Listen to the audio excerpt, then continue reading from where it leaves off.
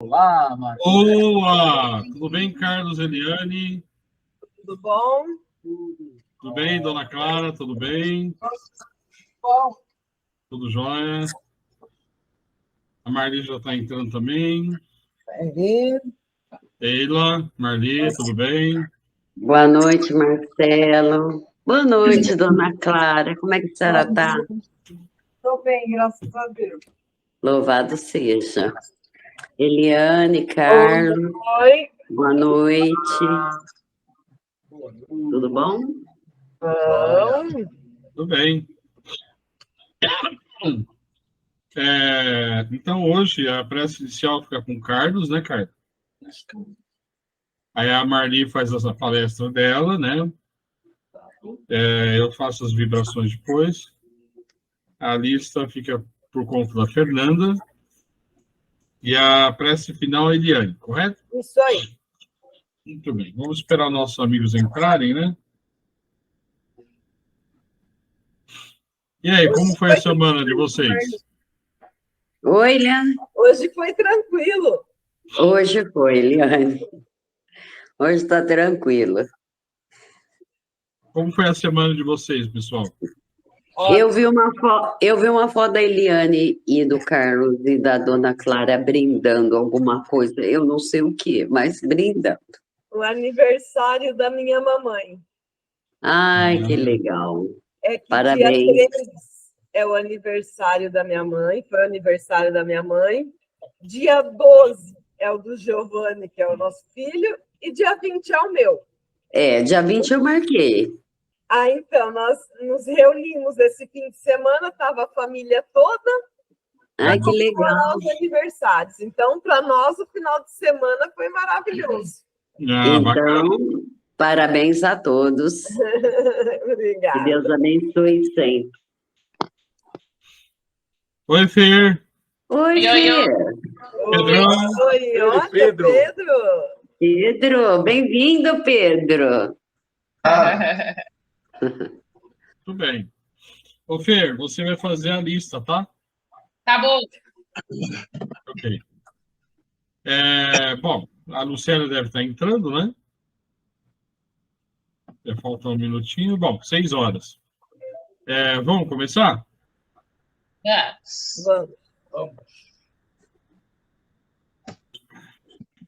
Então, vamos acalmando os nossos corações, vamos serenando e silenciando as nossas mentes, vamos buscando a nossa conexão com a espiritualidade maior, com o nosso guia, com o mentor, o anjo de guarda, enfim, com esse irmão que nos acompanha.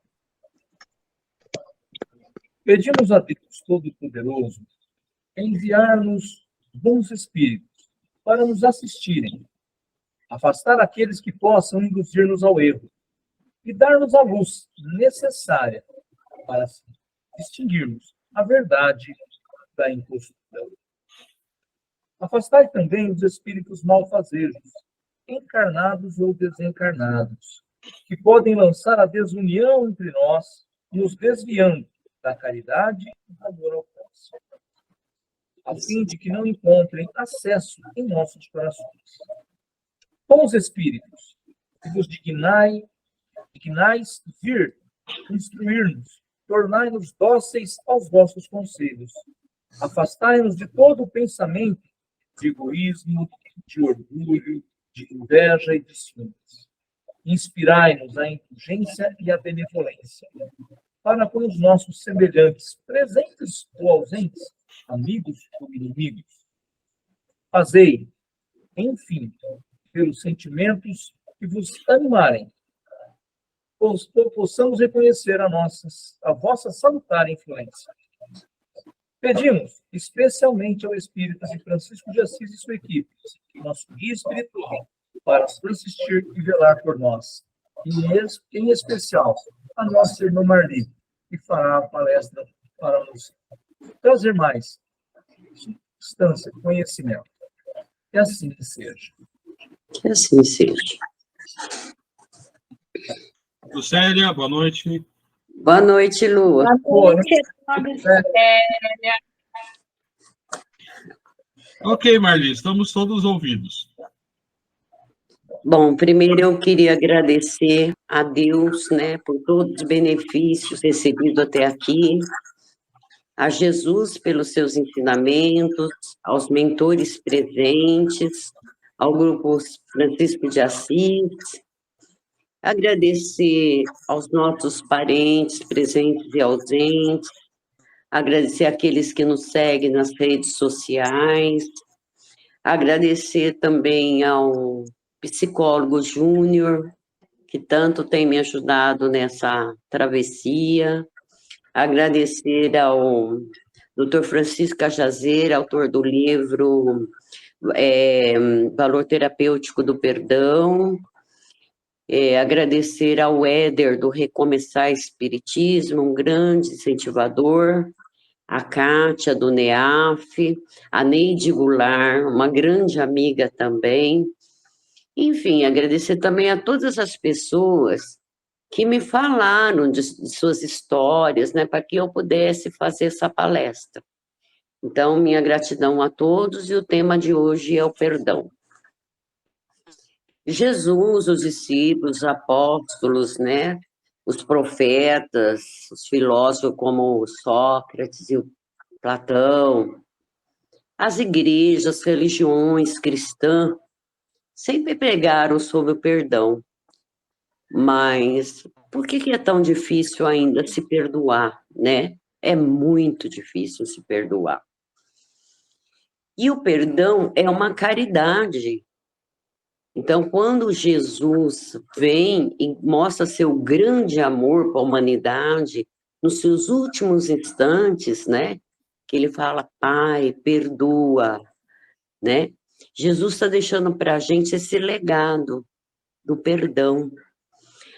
Aí, conversando com pessoas, algumas me disseram, uma minoria, né, que o perdão é uma incumbência de Deus, é só responsabilidade de Deus. Mas a verdade é que em São Mateus, em Marcos, em várias passagens da Bíblia, a gente percebe a necessidade do perdão, de que eles pregam o perdão, né? Emmanuel, Chico Xavier, a espiritualidade, Kardec, né? Eles falam sobre a necessidade do perdão. Então, assim, muitas vezes eu ouvi palestras sobre perdão, mas hoje eu não quero falar sobre dessas palestras, eu quero falar sobre como eu perdoei. É importante a gente falar de como a gente passa pelo esse processo, né? Tudo começou quando minha filha, falou muito cedo, né? Então, com uns 2 anos e 8 meses, mais ou menos, quase 3 anos, ela começa a fazer acusações. Ela era sonâmbula. Então, nesse sonambulismo, nessas crises de sonambulismo que ela tem, ela vem falar assim, por que você tirou minha vida? Por que você tirou minha vida? E, paralelo a isso, eu também estava com espírito de obsessor, só que eu, não tendo conhecimento do espiritismo, não sabia do que se tratava. Então, eu fiquei em uma situação muito difícil, porque eu não conseguia dormir. No outro dia, eu tinha uma jornada de trabalho, né? Se eu não dormia por causa dela, pelas crises dela, eu também não dormia pela minha obsessão. Então, desesperada com a situação, eu comento com uma amiga minha, Sônia, que trabalhava no Fórum de Praia Grande. E essa amiga me faz um convite para ir numa casa espírita. Eu já tinha ido em casa espírita, porque nessas crises que a Jéssica teve, eu procurei de tudo. Psicólogo, benzedor, tudo que foi possível, e nada resolvia. Então ela fala, dá mais uma chance, vamos verificar, né? Eu frequento uma casa, assim, assim, e ela me apresenta o Grupo Espírita Unidos, GEU, aonde eu começo a ter meus primeiros contatos com o Espiritismo de forma mais firme, não aleatória como antes. E eu chego nessa casa espírita, conheço uma pessoa que ela vem conversar comigo sobre, na entrevista. E na entrevista, a gente normalmente fala do que está se passando. Pelo menos lá na Praia Grande, a gente faz um pequeno relatório do que está se passando. Após minha entrevista, o orientador fala para mim, olha, e o perdão? Né? Eu falo, perdão? Não posso perdoar. E veja bem, eu vou para uma casa espírita ignorante. Eu chego lá sem uma bagagem, sem um conhecimento, nada. Eu estou cheia de mágoa, de revolta, de ódio. Então, essa casa espírita vai me dar acolhimento. Eu falo para ele, não, eu não vou perdoar. Eu não posso perdoar. E eu acho muito importante no Espiritismo a gente falar sobre nossos sentimentos. E não ter vergonha disso, ter a coragem de enfrentar o que a gente passou e como a gente se libertou. Os anos de abuso na minha infância me fizeram com que eu tivesse muita revolta. Há anos eu não orava, eu não rezava, porque eu culpava Deus por tudo. Eu culpava Jesus, eu culpava minha mãe, eu culpava meus irmãos, eu culpava minha família, eu culpava tudo. Então, eu estava completamente cheia de ressentimentos. E ele, quando me fala de perdão, eu falo, o senhor está louco, eu não vou perdoar. E falou assim, olha, eu posso até ser louco, mas não sou eu que estou no mar de mágoas. É você quem arrastou essa pedra, né? Por anos a fios, por dias, por anos, por meses, e se mergulhou nesse mar de mágoas. E o pior, né? Ele falou, você continua se abusando, porque você continua no passado. Quer dizer, o passado saiu de você, mas você não saiu do passado. Eu saí daquela casa, naquele dia, completamente revoltada com o orientador, que me pede para me perdoar uma pessoa cuja eu não queria perdoar. Entendeu? Eu não queria perdoar de jeito nenhum. Então, eu, no meu orgulho, na minha ignorância, né, não lembrando que eu não tinha nenhum afeto mais por Deus nem por Jesus, eu saio dali agradecendo ele, dá licença, eu vou embora, não volto mais. Ele falou, se você precisar, estou aqui. Passou naquela semana, eu fui demitida do meu emprego, ainda para ajudar, fui demitida do meu emprego e a Jéssica tem uma outra crise pior ainda, durante aquela semana, porque esse atendimento era feito na segunda, né? E com a Jéssica, ela vai ter uma crise mais violenta, e nessa crise ela fala para mim, por que você me empurrou no poço? E é estranho que muitas vezes eu ouvi minha mãe falar, quem não vai pelo amor, vai pela dor, né? Então, eu estava sofrendo com a Jéssica naquela condição, sofrendo pela perda do emprego, e ainda continuava obsediada. Eu tinha que fazer alguma coisa, mas lá na casa espírita eu não queria voltar mais. Mas devido às circunstâncias, acho que pela uma força do universo, que eu acho que lá na espiritualidade, quando a gente desencarna, passa ali para a erraticidade, que a gente se reapresenta como espírito, né? Vê as nossas falhas, e a gente vai para o plano espiritual, chega lá no plano espiritual, a gente faz um planejamento, pode ser que eu até tenha pedido para que a espiritualidade me assistisse nesse momento. Porque, assim, tudo aconteceu numa semana só, né? E forçosamente, lá estou eu na casa espírita, na próxima segunda-feira, com a maior cara de pau, né?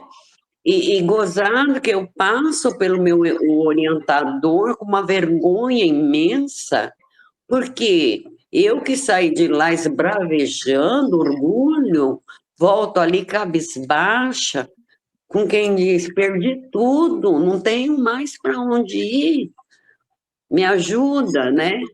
Talvez fosse assim, um momento de muita vulnerabilidade, sensibilidade que eu estava passando. Então eu lembro, agora eu posso falar para vocês, porque eu lembrei, né, hoje de Chico Xavier, quando ele fala assim, que o perdão é uma virtude muito difícil de ser praticada, e é mesmo.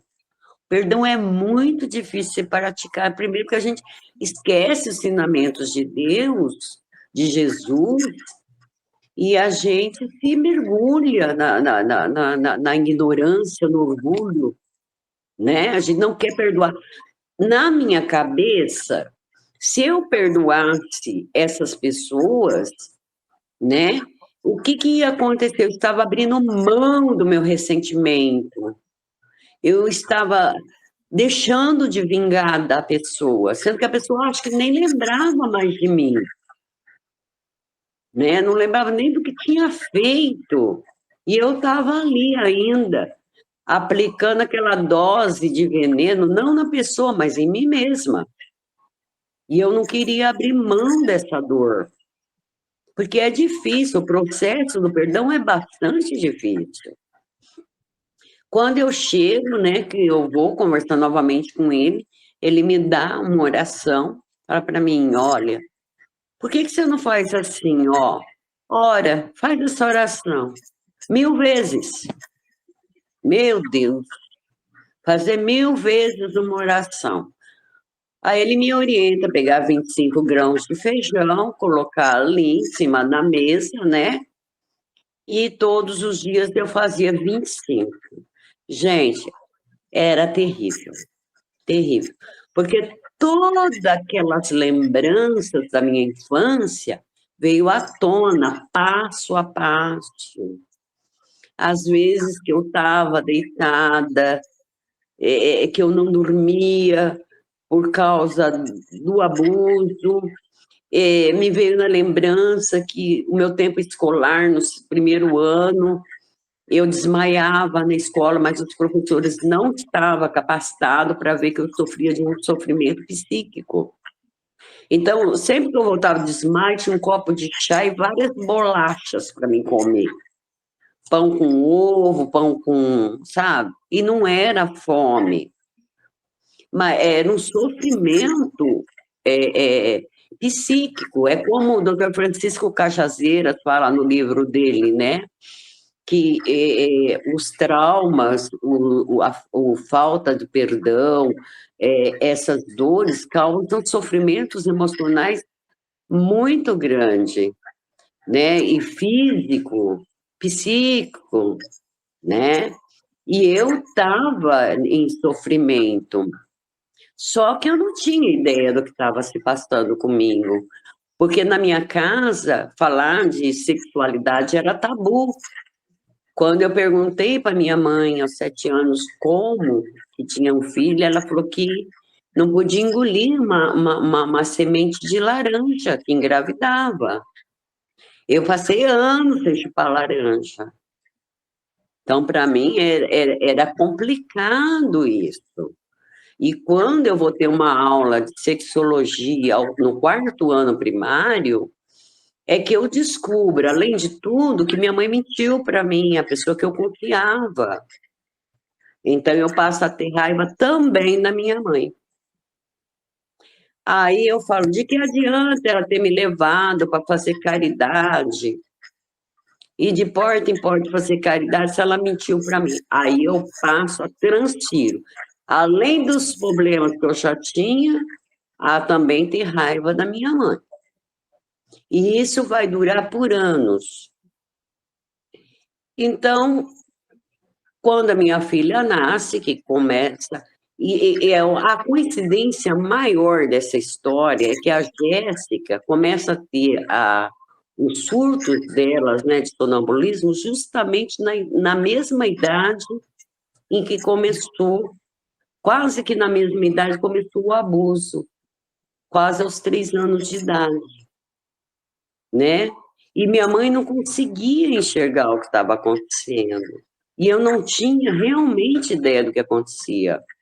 Então, aos 10 anos, é que eu vou ter a dimensão do problema, né? Então, é quando eu saio aos 10 anos de casa, fico longa data sem comparecer em casa. Arrumo uma casa de família e vou embora. E depois disso, eu volto para a casa espírita, né? Eu volto lá para a casa espírita e durante esse processo da oração eu chorei muito, muito mesmo. E naquela semana que eu já tinha feito umas 25 mais ou menos, umas 100 orações, me falta o leite para a Jéssica. E eu não tinha de onde tirar o dinheiro, eu estava desempregada, naquela época não tinha os benefícios de hoje, que é o auxílio, né, que você recebe quando é desempregado. E me faltava o leite, porque eu ainda não tinha feito o meu acerto. E num desespero de ver minha filha sem leite, pela primeira vez em anos, eu recorro a Deus. Eu peço para Ele ajuda, para que Ele me ajude a conseguir o leite para minha filha. E não sei, vocês podem não acreditar, mas uma amiga, que o filho dela trabalhava na Nestlé, ela me traz 2 latas de leite, o que me salva profundamente. Naquele dia eu chorei como nunca tinha chorado. Era a primeira vez que eu percebia que a oração fazia efeito. Passou-se esse tempo, eu começo a ver mudanças na minha vida. A Jéssica diminui suas crises de sonambulismo e eu continuo fazendo P2. Meu Deus, eu fiz 4 anos P2 no centro. Eu já não aguentava fazer mais o mesmo tratamento, mas o orientador não desistia de mim. Ele me dava livros para ler, ele fazia só, assim, livros que eu tinha condições de ler. Porque, no fundo, ele sabia que o perdão era racional. Mas antes de eu obter esse perdão racional, era necessário a higiene mental, que eu limpasse a mente do meu ressentimento. Eu vim perceber a tática dele mais tarde. Como ele foi inteligente em fazer primeiro a faxina mental na minha cabeça através da oração, através da leitura, para depois trabalhar o perdão, porque ele sabia que eu não aceitaria. Então, perdão é algo racional mesmo. A gente tem que estar livre, pronto para perdoar. A partir daí, eu começo a pensar, a agir diferente com minha mãe. Eu começo a perceber que ela não percebeu minha situação, porque ela também não tinha condições, ela trabalhava muito. Ela tinha 9 filhos. Eu começo a ver que a minha mãe, ela não tinha a alfabetização, mas que ela, o que ela pôde me proteger, ela protegia, mas do jeito dela, da maneira dela. Então, eu começo, minha mãe fica doente, nesse período eu começo a levar minha mãe no médico, auxiliá-la sempre, não desampará-la em momento nenhum, e começo a ajudá-la financeiramente como posso. Com o acerto da empresa, eu começo a ajudar ela, tal, tudo aquilo. Consigo um emprego novamente, e a minha vida começa a ter um outro patamar. Aí eu começo a perceber o quanto aquela casa estava me sendo importante, o quanto o espaço estava sendo importante, e o quanto era importante eu estar naquela casa espírita. E era bacana, porque meu orientador sempre me dava alguma coisa para levar para casa, que me fizesse refletir, sem tocar ainda na palavra perdão, porque ele viu logo de cara que não ia dar certo. Ele ia me afugentar de lá. Então, ele muda de tática.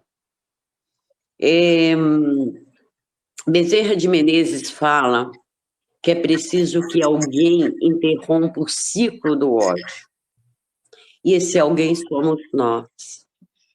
A gente precisa estar pronto para romper o ciclo do ódio. Então, eu começo a ler, começo a ter entendimento, né? E começo a pensar nos livros que eu estou lendo, sobre planejamento, sobre reencarnação, tudo. E aí eu comecei a perceber que Deus não castigava ninguém. Eu começo a perceber que Deus nos dava o livre-arbítrio, a liberdade de fazer escolhas. E que estava na minha mão a escolha que eu queria fazer. Que a minha missão não seria fácil, mas eu precisava me desintoxicar. Porque tinha sido anos de ódio, anos de raiva, anos de mágoa. Era preciso desintoxicar. Então, eu lembrei de uma frase de Chico Xavier: recorda que todas as criaturas trazem consigo imperfeições e fraquezas, e que são peculiares, tanto quanto ainda desajustadas, e que nós também trazemos as nossas. E eu, dentro do meu orgulho, eu me via perfeita, só vítima da sociedade, vítima das circunstâncias, né? E quando eu começo a ter esse olhar, a baixar a guarda, e não ter tanto orgulho, a começar a sentir a necessidade do perdão, então as coisas começam a fluir tanto no meu físico, que eu pesava na época 37 quilos. Eu não era magra, eu era cadavérica, magra, magra mesmo, porque eu comia mal, dormia mal, e constantemente eu lembrava de tudo que tinha passado, né? E durante essa trajetória eu tive outras ajudas também, psicológicas, psiquiátricas, né? Mas é dentro do espiritismo que eu vou ter realmente o que eu necessito. Naquele momento, é o perdão. E como passar por esse processo tão dolorido? Mas agora era diferente, eu estava pronta. Só faltava a tomada de decisão, porque precisa tomar a decisão de perdoar. Eu preciso perdoar para o meu bem. Aí, volto a pensar, né, em São Mateus, quando ele diz assim, orai por aqueles que te maltratam. Meu Deus, a parte mais difícil. Mas aí eu já estava para lá das 200 orações. Bem para lá. Já tinha feito a reconciliação com minha mãe ou procurado entendê-la. A minha situação com minha mãe já estava pronta. O sonambulismo de Jéssica já havia parado. Agora estava no novo emprego. Agora tudo fluía para o perdão. Então, eu vou, pelo meu orientador, eu chego lá e ele me dá um livro. E esse livro não tinha nada a ver com o espiritismo, falava-se do Holocausto. Então, eu começo a ler esse livro sobre o Holocausto, e eu começo a ver o sofrimento de vidas perdidas, pessoas que chegavam, né, lá em Auschwitz, e já ia para a câmara de gás, né? Seus filhos passavam por experiências marcantes, né? Então, eu comecei a perceber que as dores do mundo não eram só minhas, outras pessoas sofriam também, que eu, no meu egoísmo, não conseguia ver. E ele foi tão assim, né? E ele começa a dar essas coisas para mim refletir. E aí eu começo a refletir e não ampliar mais o que me machucava. Sabe? Chegou um determinado momento que eu tive que conversar com ele. Olha, eu não quero mais isso para mim, eu quero perdoar. Como é que eu faço para perdoar? Ele falou para mim, cada pessoa tem sua personalidade, suas peculiaridades, mas o importante é que já reflete sobre isso. Então, ele falou para mim assim, você não pode permitir que a negatividade das outras pessoas entre dentro da sua mente. Você tem o poder da sua mente, você é capaz de dominá-la. Basta você ter esse domínio. Como eu já tinha orado muito, lido muito, porque isso aí, gente, demorou muitos anos, viu? Não foi assim, não. Numa palestra, não. Foram anos. Então, ele falou para mim assim, olha, por que você não coloca cada pessoa no seu devido lugar? No lugar delas. Mas como que eu vou pôr essas pessoas no lugar delas? Deixando elas no passado. Venha você para o presente. Então, eu passo a me dedicar a viver o momento. Até porque, para mim, estava ótimo. Jéssica já tinha parado com a Cris, estava me deixando dormir. Eu estava muito bem no meu emprego, as minhas relações interpessoais com meus amigos melhorou muito, minhas relações com a minha mãe melhorou muito. Então, estava tendo muitos ganhos, muitos benefícios, só com as reflexões do perdão. Então, eu comecei a distinguir o que era maldade e o que não era, o que era fala. Porque, às vezes, uma pessoa chega para você, fala uma palavra chata, ruim, no momento impróprio, e você cria mágoa dessa pessoa. Mas precisa ver se a pessoa também não estava naquele momento difícil, né? E se ela não estava com algum problema, se ela não estava triste. Mas isso não quer dizer que você está pondo uma pedra em cima do que ela falou, não. Só que você deve tomar distância. Se afasta daquela maledicência, daquela fala, dá um tempo e faz uma avaliação.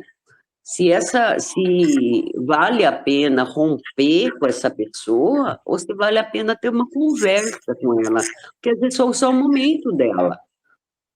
Foi o que aconteceu com a minha mãe, foi o momento da minha mãe, né?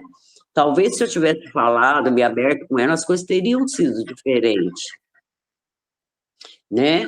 Mas eu não sabia do que se tratava e me apeguei na mentira dela. Fiquei naquilo, né? E quando a gente percebe que não, que a pessoa agiu de maldade mesmo com a gente, para prejudicar, A gente tem que tomar distância mesmo. Não tem que dar munição. O perdão não é isso. O perdão é você sair com a sua mente limpa. Não deixar que a negatividade daquela pessoa entre dentro de sua mente e apague a luz que você conquistou. Que quem passa pelo processo do perdão não quer mais passar por ele, porque ele é muito difícil, então a gente só passa uma vez. Depois disso, várias pessoas me machucaram, várias pessoas me magoaram, várias pessoas me prejudicaram, mas simplesmente tomei distância, sabe?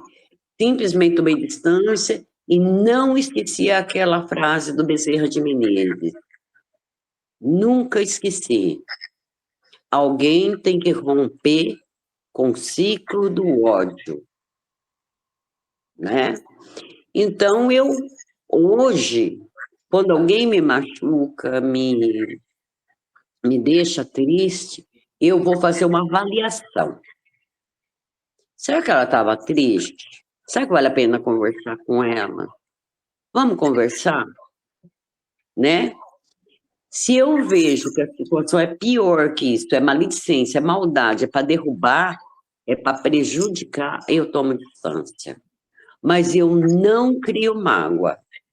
Eu simplesmente falo, ela não sabe o que faz. E se ela souber, é problema dela. Cada um responde pelos seus atos. Eu respondo pelos meus, e cada um é responsável pelo seu espírito. Né? Então, eu não vou ampliar o que machuca, não vou fazer com que isso se torne maior do que ele já é. Emmanuel, ele sempre fala que o perdão devolve a paz para o coração, e é verdade. Porque depois que eu passei por todo esse processo bastante dolorido, eu encontrei a paz interior. Meus medicamentos diminuíram, tudo começou a diminuir, sabe? E os benefícios aumentarem. Só de eu estar aqui com vocês nesse grupo lindo e maravilhoso, olha quanto benefício, gente. Não podia estar em lugar melhor, né, Pedro? Então, eu perdoei baseado na vida das pessoas também, né? Esse orientador, gente maravilhoso, o Toninho, ele me fez ver muitas coisas que eu não via. Então, assim, um dos casos que me apresentou foi o Júnior Mercúrio. Ele falou para mim, sabe, Marli, a falta do perdão, ela é tão complicada que leva pacientes em estados terminais a ter uma passagem muito difícil. Então, precisa sempre uma equipe estar ali, né? Psicólogos, tal, reúne com a família envolve hoje, nos hospitais tem religiões, né, dentro dos hospitais, e eles acabam envolvendo esses grupos religiosos na situação, a fim de abrandar, de resgatar, entendeu? Aquele ressentimento, trazer à tona para eliminar. Porque esse é o trabalho do psicólogo, né? Então, o Júnior Mercúrio fala para mim, se você soubesse como paciente terminal é difícil de fazer a passagem, não ficava se prendendo à raiva, à mágoa, ao ódio, né? Porque é difícil, você vê, você traz toda aquela mágoa, né? Aí eu lembrei do caso do Ives Ota. Vocês lembram disso? O japonesinho que foi sequestrado em 97. E foram 11 dias de angústia que a gente acompanhou junto com os pais, né? A Keiko e o seu Masataka. Nome estranho, mas é japonês, né? Então, o sofrimento deles... Gente, eu não posso mensurar a perda de um filho, como deve ser difícil, né? E ele perdeu o filho numa circunstância tão difícil, por alguém que ele conhecia, alguém do convívio da família. E o seu Masataka, através do espiritismo, ele pensa em vingança, mas chega no exato momento de fazer a vingança, ele olha para Deus e fala assim, eu te perdoo. Porque ele viu Deus ali presente, luz ali presente. Se vocês forem no Google a história, vocês vão ver que o seu Masataka perdoa ali na frente da pessoa. E eu imagino a dor que a Keiko deve ter sentido ao perder o filho.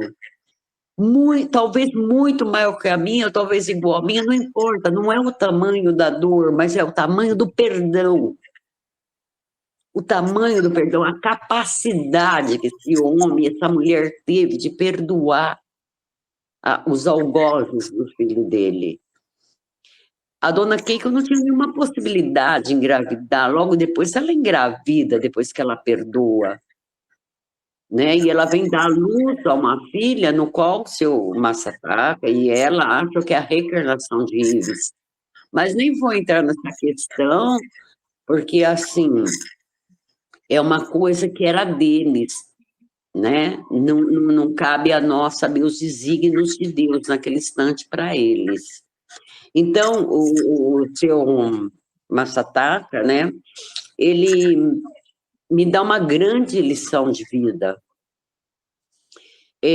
Depois desse caso, também, um outro caso, quando eu trabalhava no hospital, que me chamou bastante atenção, vou evitar aqui o nome do médico, do cirurgião, tá? Mas posso dizer para vocês que ele era espírita. Ele era espírita, ele era de Santos. E ele pega um paciente que vem de registro, com várias perfuração de faca, né? E esse paciente, ele passa por várias cirurgias, mas não dá certo. Né? A situação dele era muito grave. Então, esse paciente passa a se decompor em vida. Você passava pelo corredor, mesmo isolado, não dava para ficar. A equipe de enfermagem entrava toda paramentada ali, para poder fazer a higienização, poder medicar, enfim. Mas chegou um momento que a situação ficou tão insustentável que o cirurgião, como espírita, ele decidiu ter uma conversa com esse paciente. Então, ele vai até o quarto, chega no quarto, ele conversa com ele sobre vida pós-morte. Mas ele fala, eu quero viver para me vingar. E ele fala da vingança, fala de Cristo. Fala. Foram bastante tempo que ambos conversaram. Depois ele pede ao médico se o médico pode pôr a cabeça no colo dele. E ele põe, e ele pede uma oração. O médico faz. E ele fala assim, doutor, que Deus me perdoe por todos os pensamentos que tive. Que Deus perdoe meu amigo também, porque quem o esfaqueou foi um amigo. Que Deus perdoe meu amigo também. Não cabe a mim um julgamento. Eu preciso descansar. Ele desencarna praticamente em seguida. Quando a enfermagem vai fazer né, tem que preparar o corpo, tudo, né? Ele estava sereno. A equipe de enfermagem nem acreditava que aquele homem, que tinha um aspecto todo praticamente deformado, conseguiu aquela serenidade no último instante, né? Então, essa história foi contada pelo médico para a gente depois, que ele tem uma crise de choro, doutor, logo depois dessa situação, né? E semanas depois ele nos conta o que aconteceu dentro do quarto, né? E nos conta, e nos fala sobre o perdão, do quanto ele é importante. Também lá no hospital, eu vou pôr aqui nome fictício, doutora Maria, doutor José estava de plantão no sábado, quando as sirenes veio tocando na maior altura, e quando isso acontece, a gente já abria a porta do PPA. Só que lá do pronto-socorro já tinham avisado a gente que a criança que estava dentro da ambulância era filho deles, dos médicos plantonistas. Ambos estavam de plantão no sábado. Então, a gente optou por falar com o cirurgião plástico, para evitar, né, aquele impacto para os pais. Mas a doutora era aquele tipo de pessoa, assim, que quando ela escutava alguma coisa, ela queria estar presente. Ela queria ajudar, ela queria fazer, você entendeu? E por mais que a equipe tentasse barrar ela, não teve jeito. Aí o ortopedista, que estava de plantão, que era um pediatra, um clínico, um plástico e um ortopedista. O ortopedista põe ela na sala dele e fala que é o filho dela. Nossa, e quem foi na ambulância com a criança foi o motorista que atropelou. E ela começa a gritar, ela tem uma crise histérica, assassino, assassino, assassino, você matou meu filho. Esse motorista fez desnorteado, precisando ser medicado e tudo, porque na cabeça dele não cabia também tirar a vida de uma criança. E ao saber que a criança veio a óbito, ele ficou transtornado. A gente necessitou chamar a família dele para poder levá-lo embora, né? Depois de ser dado tudo. Passou-se um tempo, acredito que mais de um ano depois disso aí, doutora, um dia disse que não estava dormindo. Ela falou, não estava dormindo. Ela viu nitidamente a presença do filho dela, dizendo para ela, mãe, perdoa ele, eu cumpri minha missão, eu estou vivo. E ele estava no jardim rodeado de outras crianças, sabe, um lugar lindo, ela falou. Ela falou, eu cumpri minha missão, perdoa, eu estou vivo. Né? Ele não teve culpa. Então, ela começa a digerir tudo aquilo, aquela visão que ela tem, aquele olhar que ela tem do filho. Então, ela vai e, pelo boletim de ocorrência, ela e o doutor José, que não é, eles procuram uma pessoa e pedem perdão pelas falas dela, porque o motorista realmente havia ficado transtornado. Não se tornam amigos, mas ele fala, eu não tive culpa, e realmente ele não teve. Ele foi dar uma ré e ele não viu a criança correr para debaixo para buscar uma bola. Entendeu? Então, a doutora, a partir daí, ela decide. Como ela tinha conhecimento com esse cirurgião, ela conta para ele, e ele dá um livro para ela ler. Livro que foi o meu primeiro, que ela me deu para me ler também. Laços Eternos, da Zíbia Gasparetto. Aí ela pede perdão, recomeça no Espiritismo também, e ela passa a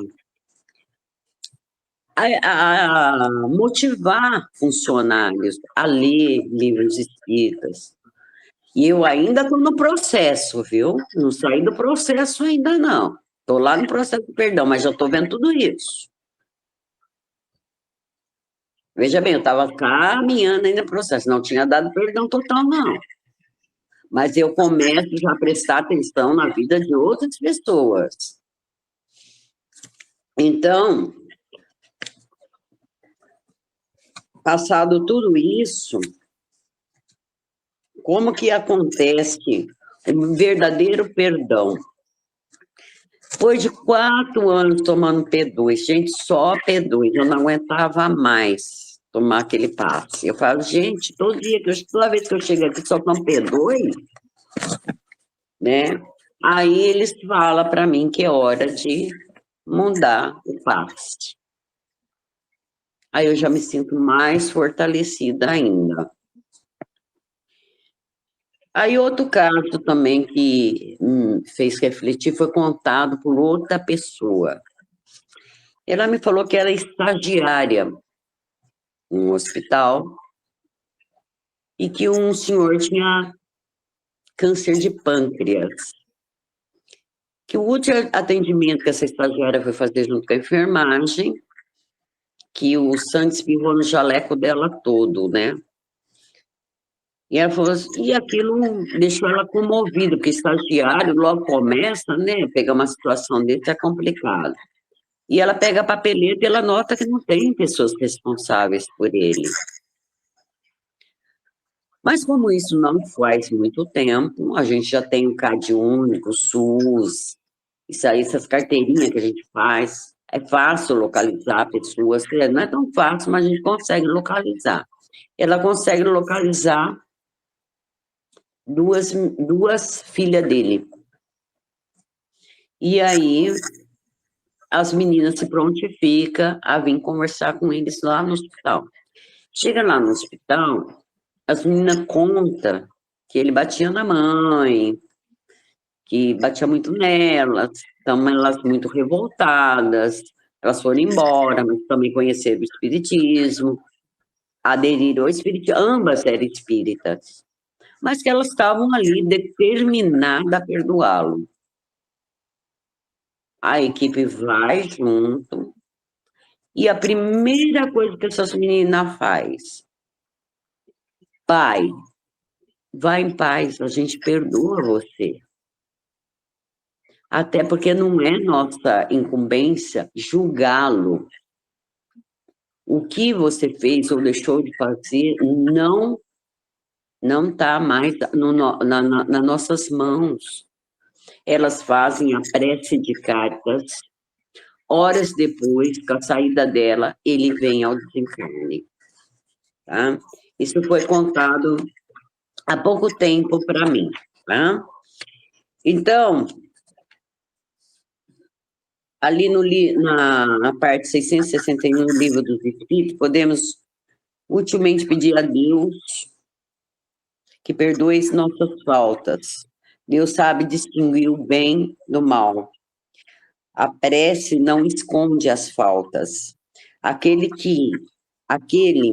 que a Deus pede perdão por suas faltas, só obtém mudando o seu proceder. As boas ações são a melhor prece, porque os atos valem mais do que palavras. Doutor conversou com seu paciente em estado terminal. Doutora perdoou o motorista. As meninas perdoaram o pai. E a Marli perdoou? A Marli perdoou.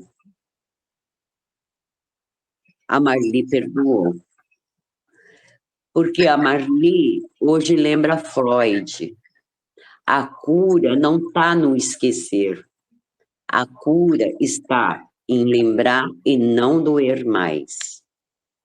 Aquilo que passou não dói mais. E se não dói, é porque eu consegui dar o perdão. E se hoje eu estou aqui dando esse depoimento tão pessoal, é porque é possível. Mas é preciso coragem para romper com o ciclo do ódio. É preciso dizer ao mundo, sim, que coisas assim acontecem. Que as mães precisam se ater em proteger seus filhos. Que eu não posso dizer aqui se eu passei por prova. Não posso dizer. Ou se eu passei por uma lição. Mas eu aprendi muito com tudo isso.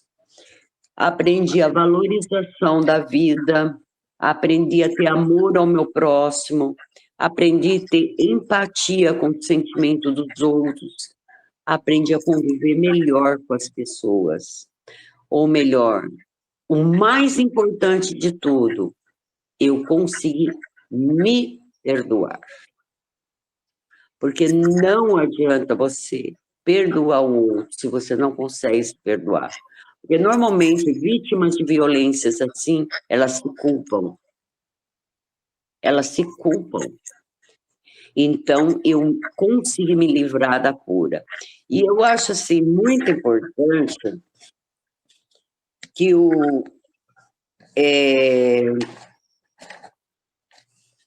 a gente precisa entender o seguinte, que cada pessoa é responsável pelos seus atos.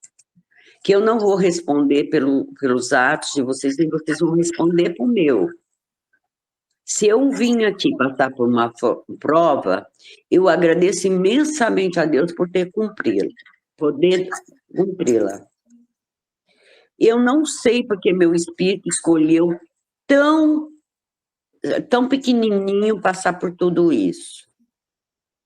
Mas se ele escolheu, é porque lá no plano superior ele fez seus planos. Por que que uma criança na tenra idade passa por isso? Mas se meu espírito pediu isso, eu hoje não tenho problemas em falar que eu cumpri minhas provas. Se por um acaso não foi prova, foi uma lição, eu não sei, eu digo que eu aprendi bem essa lição. Protegi minha filha de tudo que eu pude proteger. E esses dias falando com o Júnior Arcúrio, né, que eu queria opiniões, histórias sobre perdão, porque essa palestra é tudo assim, baseado em histórias de outras pessoas. O Júnior me apresenta o Álvaro Siviero, né? E ele me fala, o Júnior fala para mim, olha, você já ouviu falar de Álvaro Siviero? Eu falei, não, nunca ouvi. Ele é um químico famoso. Então, o Álvaro Siviero fala o seguinte, que para você criar uma molécula, é preciso que você coloque átomo nela, né? E eu até marquei aqui, porque eu não lembro de todos os componentes químicos, né? Mas para fazer uma molécula, eles usam aqui, né, o hipoclorito, o clorito e o clorato. Mas chega um momento que eles continuarem a pôr isso, a molécula entra na sua carga máxima e implode. Então, quando a molécula acontece isso, que ela entrou na carga máxima, eles começam a pôr perclorato. Olha os perclorato, permanganato e peróxido, para que ela não transborde. Então, o Álvaro Siviero faz assim, uma analogia sobre o prefixo per, que quando ele põe hipoclorito, clorito, clorato, a gente recebe. Mas quando a gente recebe amor. Mas quando a gente usa o prefixo per, a gente doa. Então, perdoa. Eu achei bem bonita essa analogia de Álvaro Siviero, dentro de uma química, e assim, colocando Kardec nisso, né? Entre a ciência e os meus escritos, fiquem com a ciência, mas a ciência cada vez mais prova que Kardec estava certo, que até mesmo numa analogia de química, que vocês podem achar no Google, é só colocar prefixo per de Álvaro Siviero, e vocês vão ver que bacana que é a analogia dele, né? E para finalizar nossa palestra, eu gostaria de ler aqui que dentro desse livro, que me foi dado pelo esse orientador, havia uma oração. Não sei de onde ele pegou, mas estava dentro do livro, então eu guardei. Isso aqui é de alguém que faleceu num campo de concentração. mas que vale para nós, vale para mim principalmente. Senhor, quando vieres a tua glória, não te lembra somente dos homens de boa vontade, lembra também dos homens de má vontade. E no dia do julgamento, não te lembre apenas da crueldade e violência que eles praticaram. Lembre-se também dos frutos que produzimos por causa daquilo que eles nos fizeram. Lembra-te da paciência, da coragem, da confraternização, da humildade, da grandeza de alma, da fidelidade que os nossos carrascos acabaram por despertar em cada um de nós. Permita então, Senhor, que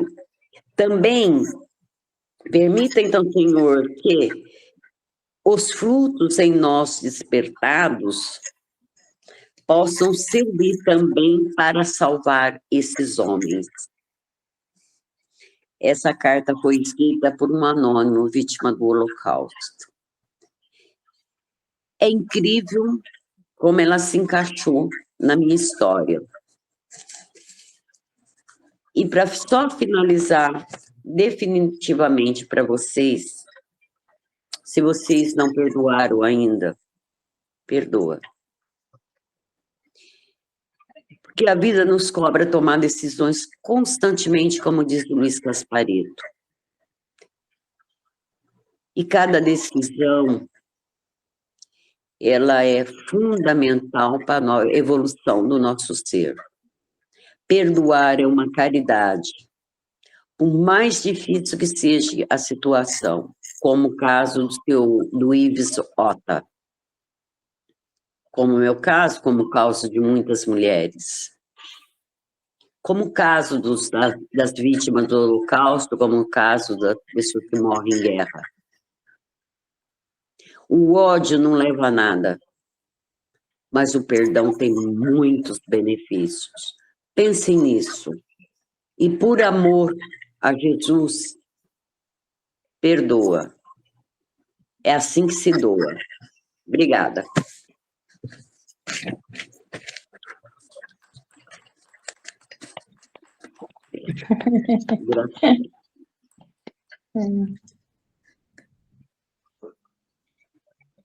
Tô sem palavras. A gente tem que falar alguma coisa agora? Por favor, Eliane, eu gostaria que todos vocês pudessem fazer uma colocação. Excelente, parabéns.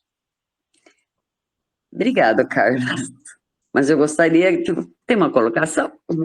Deixa eu conversar com os universitários. Realmente... Maravilhosa. Maravilhoso o seu depoimento, como tinha sido da primeira vez, né? E realmente faz a gente pensar muito, né? Todas aquelas coisas que a gente guarda, aquelas mágoas, né? Como elas são pequenas, né? Veio muita coisa na minha cabeça. Que bom, Lu. Eu refleti Espero que muito. seja uma reflexão. Eu refleti muito. Que bom. Fernanda? Eu tinha até te mandado mensagem, né, Marli? Semana passada, depois da palestra, eu falei que tinha passado por algo semelhante com meu pai, e eu passei quase 30 anos sem falar com ele, por conta dessa questão que também aconteceu na infância, por conta de abuso. E uns anos atrás, passei, né, por um processo de autoconhecimento profundo, por uma situação que tinha acontecido entre mim, minha mãe e minha irmã, e de alguma forma isso revelou nessa situação que eu tinha com meu pai, e há 2 anos eu percebi com muita força, com muita clareza, que eu não sentia mais raiva, que eu tinha conseguido perdoá-lo. E aí fui atrás do meu pai e minha irmã, nós fomos atrás dele e estabelecemos uma relação que tinha sido interrompida fazia quase 30 anos já. Então, ouvir esse depoimento, de alguma forma, me trouxe alívio, por saber que não era só comigo, né? Essa coisa, né? E entender que a gente carrega pedras sem necessidade, mas a gente não sabe como se livrar delas, né? Fica anos a fio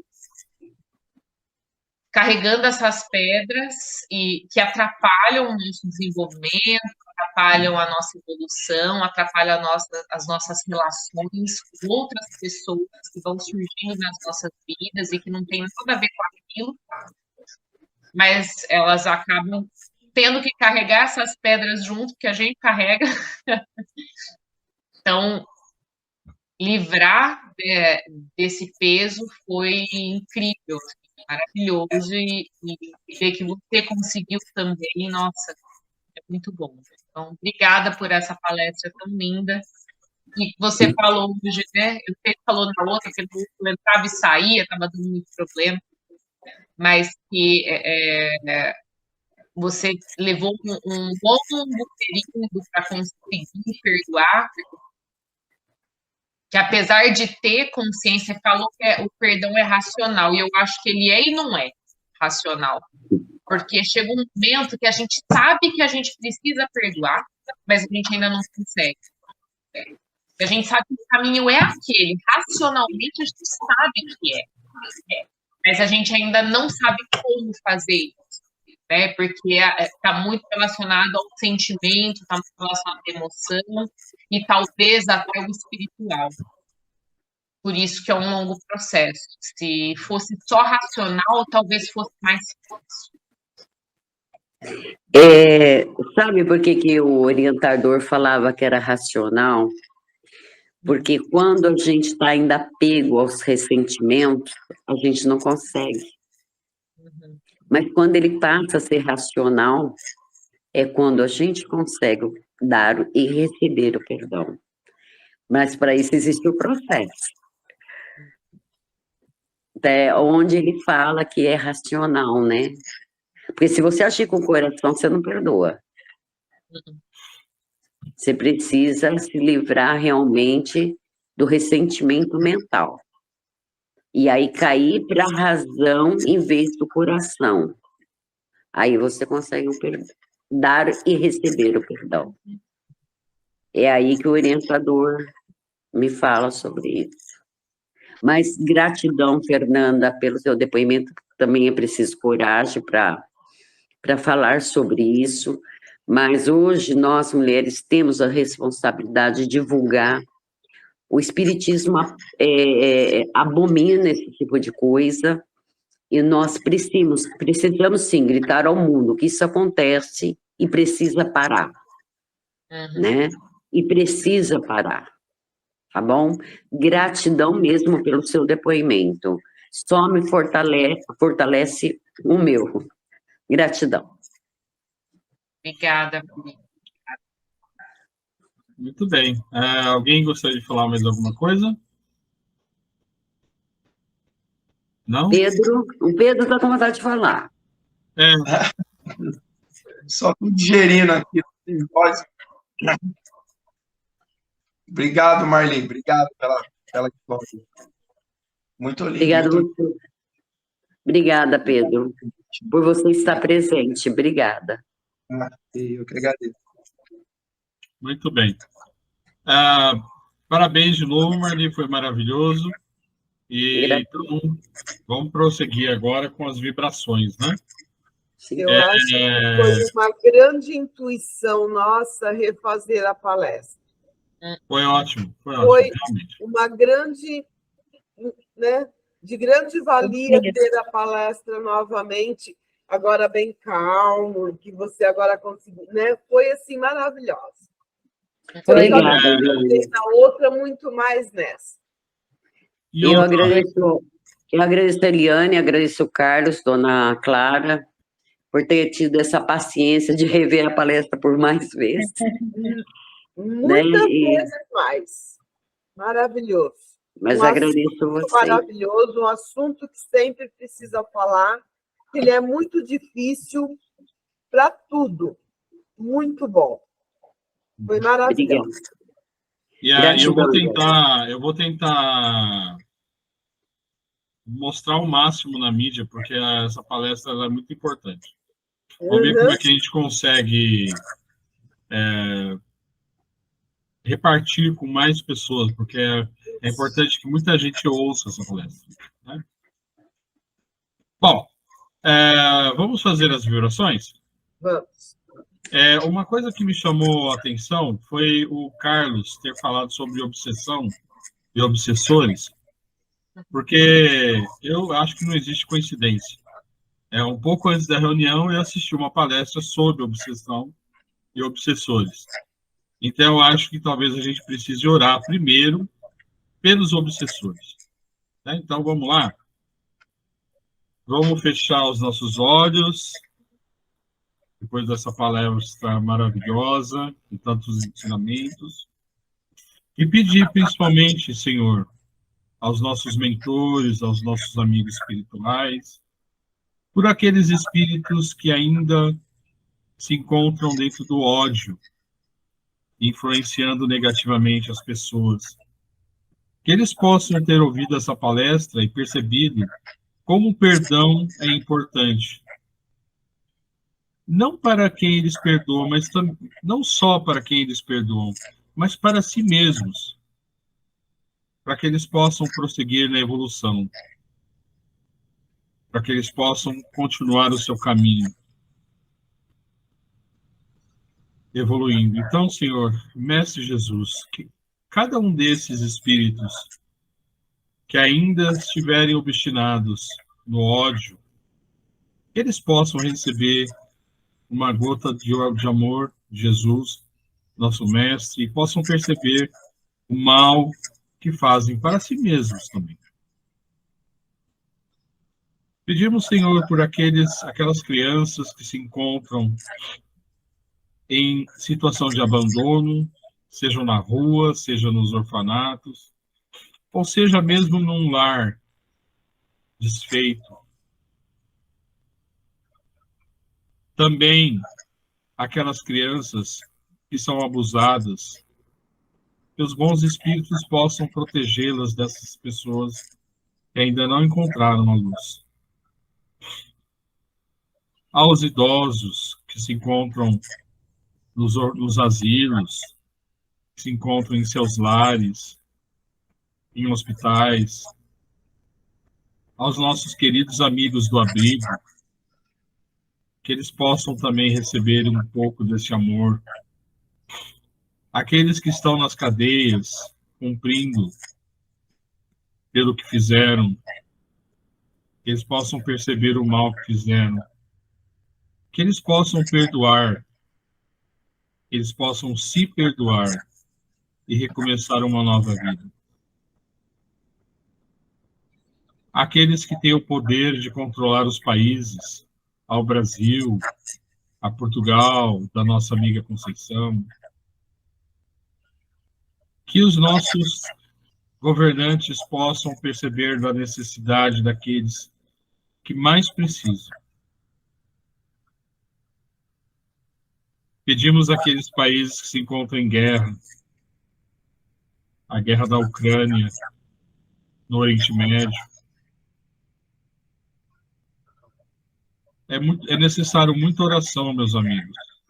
Principalmente, todas as guerras são terríveis, mas a guerra do Oriente Médio, nós precisamos ter muita força, muito amor, porque ela pode trazer muitos infortúnios, não só para eles, mas que pode se espalhar pelo mundo.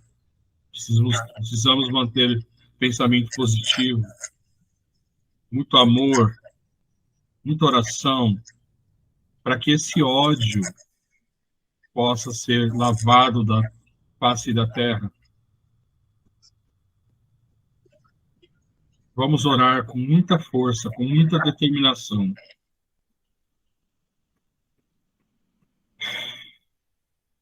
Pedimos a nós mesmos, pelas nossas famílias, pelos nossos lares, para que possamos continuar nesta paz e recebermos diariamente.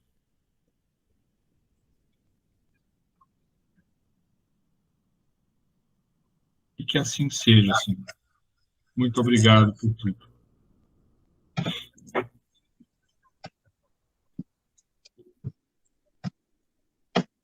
Vamos continuar nossas orações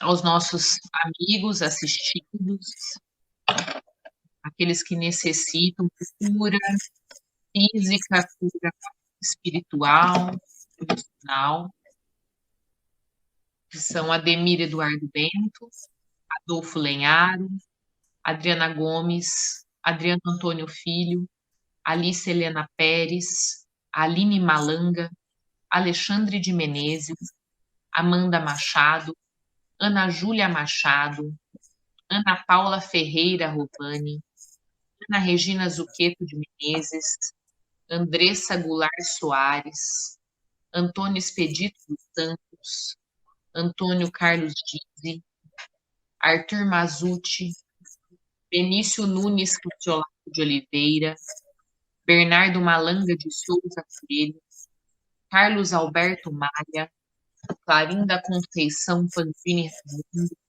Cristiane Zanqueta, Dante Marques Gonçalves, Débora Gaudêncio, Dirceu de Oliveira, Domingos Roque Galvani, Douglas Abinage, Edna Cristina Goulart, Edna Jimenez, Eduarda Giz Roque, Eduardo Machado, Elvira Saran, Fábio Ribas Kramer, Fátima Dias, Fernando Nunes Oliveira, Flaviana Assunção, Francisco Manuel Cacete de Menezes, Gabriel Mazucci, Gabriela Morgante, Genésia Saran, Gilberto, Giovana Kramer, Guilherme Gabriel Romagnelli, Helena Conceição, Helena Nogueira Ribeiro, Heloísa Kramer, Henrique de Oliveira,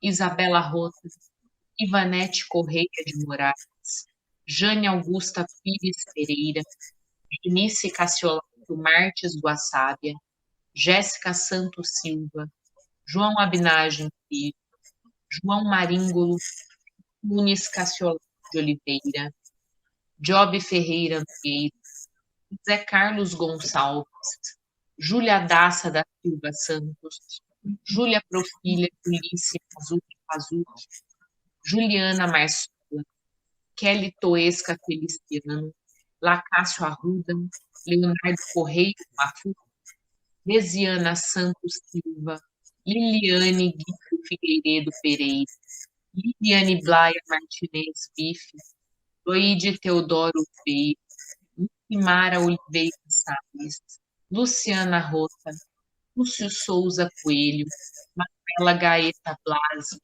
Marcela Fortini, Márcio Luiz Pazucco, Marco Antônio Barbosa, Marco Aurélio Goulart, Marco Giardi, Margarida Conceição, Maria Camila Cruz, Maria Clara Campos Ferreira, Maria Cecília Pires Pereira, Maria Cristina Caselli de Menezes, Maria Helena Valim Pérez, Maria Júlia Mandadori, Maria Luísa Mandadori de Carvalho, Maria Paula Santos Silva, Mariana Pistelli, Mariane Estraza, Marlene Midon, Marta Helena Binagem Gelesson, Mauro Perini Antunes Filho, Michele Zampar Silva, Muniz Galan, Oswaldo Antônio Cantinho, Neide Goulart, Olinda, Paulo César da Silva, Patrícia Maria Teodoro Ribeiro,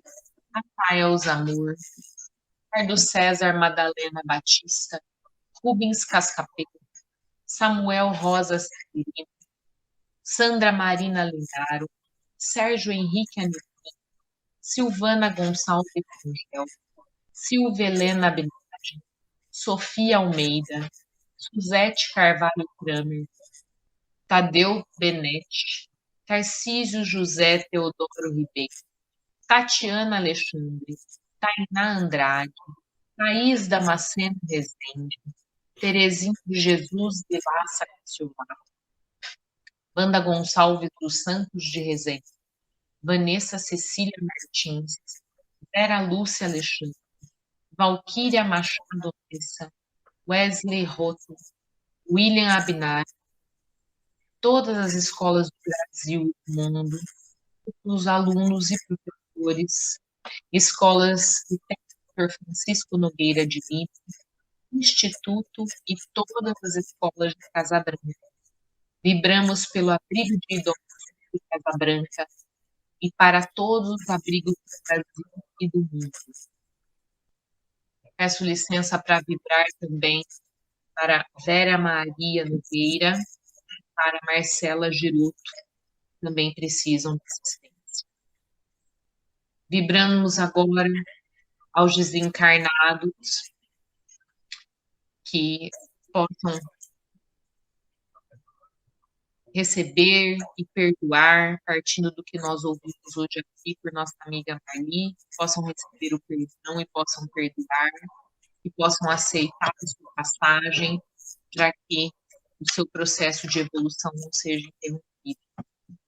Os desencarnados Adriana Benedetti, Alain Rangel Filho, Ana Paula Brando Vilena, André Maringulo, Aníbal Kramer, Arthur Inácio Matheus, Assis Miguelito, Bárbara Menegatti, Breno Dávila Pinheiro, Caetano Paluan, Daniel José Rico, Dave McLean, Denis Amaro de Lima, Diogo Gonçalves de Almeida, Elizabeth Tenreiro, Fernanda Ranzani, Giovanni Silva Pereira, Elia Coelho, Isadora Machado, Juliene Rodrigues, Hermenegildo Otávio, Neia Marli Vasconcelos Paiva, Luiz Gustavo Santos Silva, Márcio Espíndola, Maria Aparecida Siqueira Rossi, Maria Benedita Dias, Maria da Penha Gato,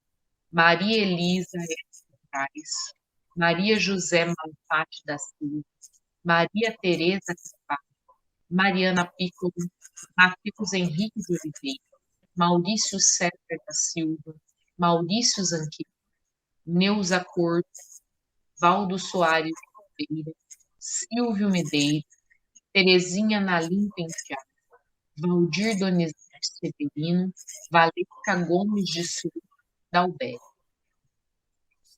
Que todos recebam as nossas vibrações.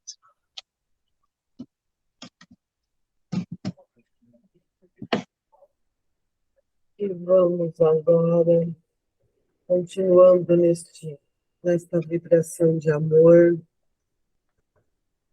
vamos encerrar, vamos agradecer aos amigos espirituais que estiveram conosco, vamos agradecer à equipe espiritual do Grupo Francisco de Assis, que estiveram conosco, ao amigo espiritual que esteve ao lado da Marli, intuindo ela nesta maravilhosa palestra.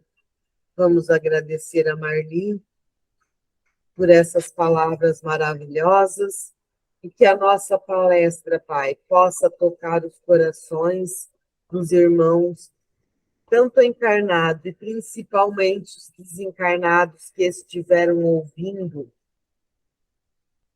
possam ser tocados neste momento e que todos nós possamos praticar o perdão. E para encerrar, Pai nosso que estais no céu, santificado seja o vosso nome. Venha a nós o vosso reino. Seja feita a vossa vontade, assim na terra como no céu. O pão nosso de cada dia dai-nos hoje. Perdoai-nos as nossas ofensas, assim como nós perdoamos a quem nos tem ofendido. E não nos deixeis cair em tentação, mas livra-nos do mal. Amém.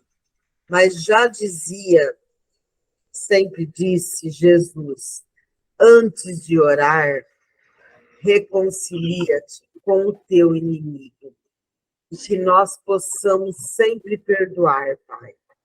Que assim seja.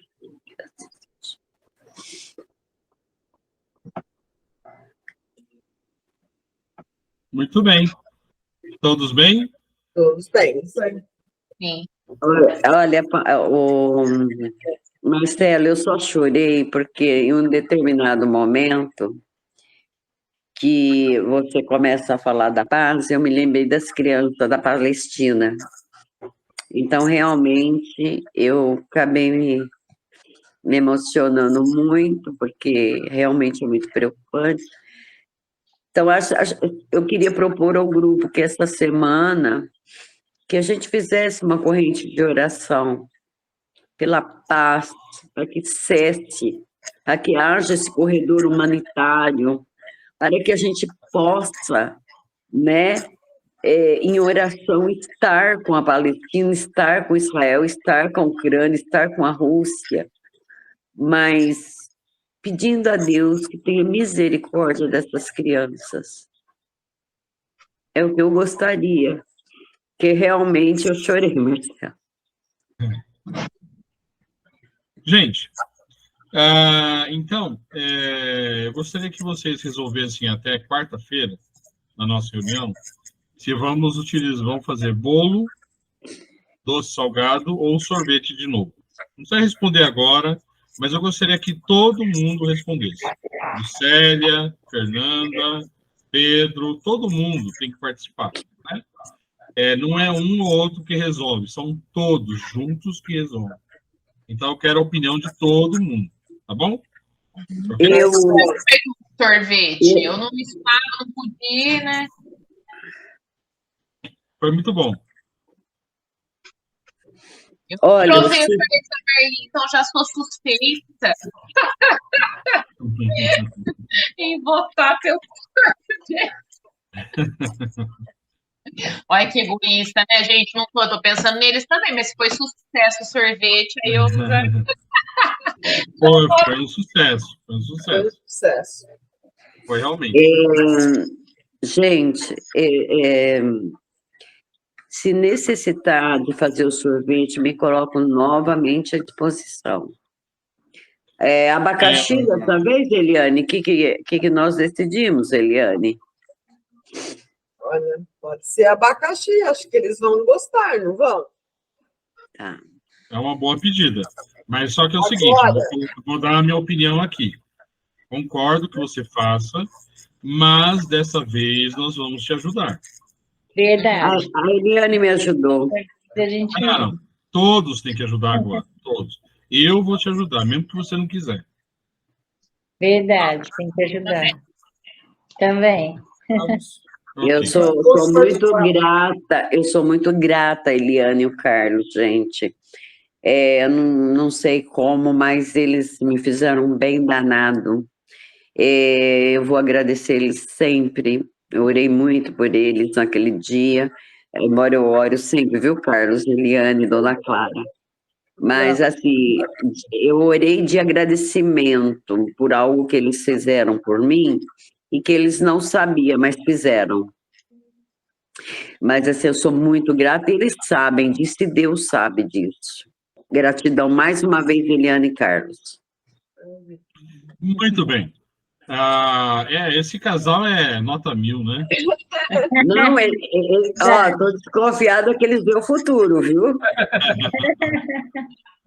É que eu tive uma intuição aqui agora, tem uma pessoa procurando um tema para a palestra. Enquanto estávamos falando aí... Já até sei o que você vai falar. Você vai falar sobre obsessão. Isso aí. Eu tanto de obsessão aí, ó. Eu também fui intuído isso. Verdade. Então, mudamos. Deixamos a planetária para depois. Quem manda são eles lá, a gente só faz. Exatamente. Mas esse tema planetário, você e o Carlos vai ficar devendo, sabe por quê? Porque é um tema que eu não sei. Não, eu vou continuar, a gente vai ter, né? Ou eu, ou o Carlos, ou quem quiser. Porque é um tema que Mas o próximo tema apaga, vai ser obsessão. Ótimo. Eles mandam. Eles mandam. A gente só faz. Ok, pessoal, boa semana. Uma semana boa. Se Deus quiser, um abraço a todo mundo. Tchau, tchau. Abraço a todos. Tchau, Clara. Boa semana, Deus abençoe. Tchau, tchau. Tchau, fiquem com Deus. Tchau, Clara. Beijo. Tchau. Tchau, tchau.